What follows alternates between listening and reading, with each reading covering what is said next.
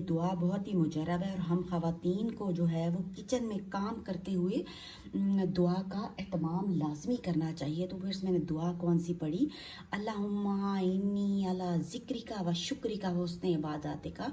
तो वर्स ये वाली दुआ मैं पढ़ती रही और साथ साथ में काम करती रही। तो इसका क्या हुआ वर्स, डबल अजर मुझे मिल जाएगा।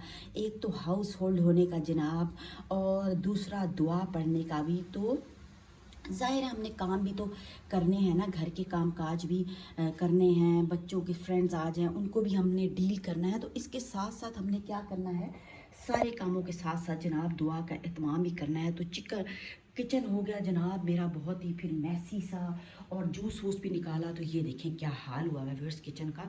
तो बस अब ये एक काउंटर मैंने साफ़ सुथरा पहले किया था, और उस पर मैंने क्या किया जनाब, सारी चीज़ें ये देखें मैंने रख ली हैं। और अब मैंने इनको एक ट्रे में असेंबल करूँगी और जनाब